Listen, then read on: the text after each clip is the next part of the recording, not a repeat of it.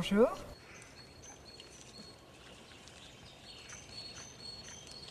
Oui, bien sûr. Eh bien, écoutez, il y a un peu plus de 6 ans, nous nous sommes retrouvés avec Pascal Tissier et avec son épouse. Nous sommes venus habiter à côté de chez eux. Donc, comme j'avais l'habitude de participer à des grands salons du livre nationaux, j'avais rencontré également Pascal lors d'une rencontre sur ces salons. Justement, nous avons, avec mon mari et donc le couple Monsieur et Madame Tissier, décidé d'organiser un salon du livre puisqu'il n'y en avait pas à Saint-Maximin. Pour nous, c'était une belle occasion d'apporter un petit plus culturel. Nous sommes écrivains, donc nous sommes tout à fait sensibles à tout ce qui se rattache à la culture. Oui, je pense. Déjà, nous avons un beau pôle culturel, mais enfin, nous avons créé le salon avant que le pôle culturel n'ouvre ses portes. Mais Saint-Maximin est une ville superbe, avec des monuments absolument superbes.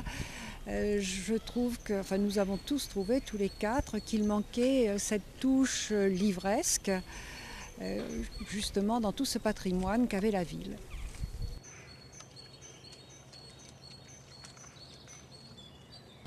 Alors déjà, au départ, quand nous l'avons vraiment créé sous le signe de l'amitié. Bon, Pascal est devenu le président, Martine était à la trésorière et mon mari était chargé des relations avec les auteurs. Donc en fait, nous avons fait venir des auteurs que nous avons rencontrés sur ces grands salons nationaux auxquels je participais. Nous avons réuni des auteurs sous le signe de l'amitié.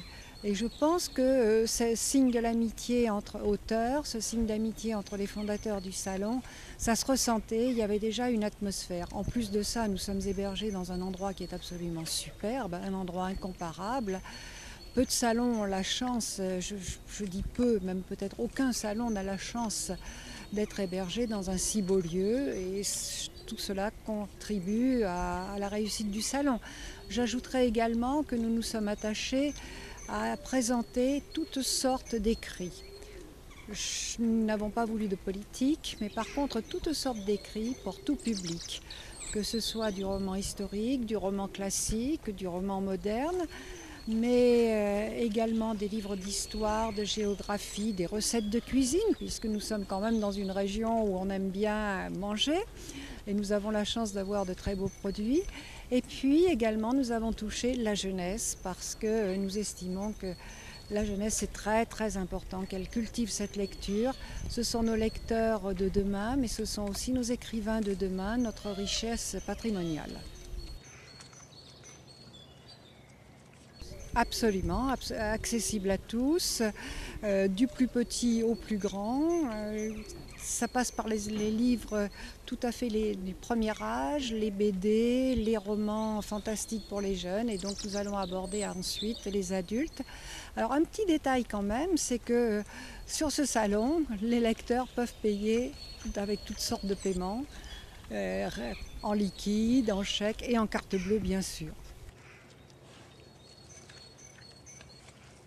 Absolument, nous n'acceptons des auteurs que s'ils sont accessibles au public, s'ils sont prêts à jouer le jeu.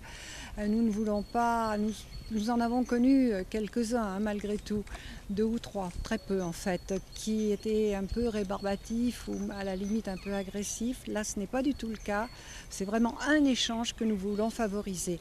Que la personne achète ou n'achète pas le livre, l'important c'est d'avoir un contact, échanger un regard, un sourire, une parole, ça permet de découvrir quelqu'un, ça nous sort de l'anonymat et puis on établit un contact et on peut créer des intérêts, susciter des intérêts.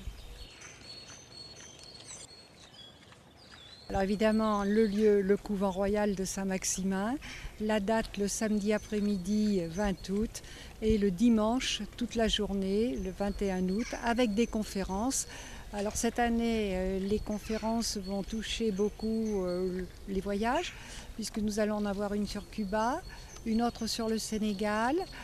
Il y aura d'autres conférences, il y en aura une également sur nos plantes méditerranéennes.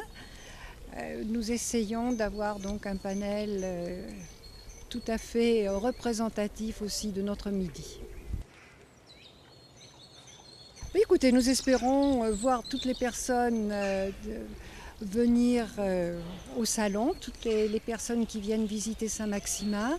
Pour nous, ce salon est aussi l'opportunité de parler de Saint-Maximin à l'extérieur, puisque au cours des salons, qu'on soit à Nancy, Besançon ou Limoges ou Brive, nous parlons de ce salon. Les auteurs qui ont eu la chance de venir y participer les années précédentes en parlent aussi. Et ça draine effectivement un petit peu plus de monde. Peut-être est-ce aussi une des petites clés de la réussite.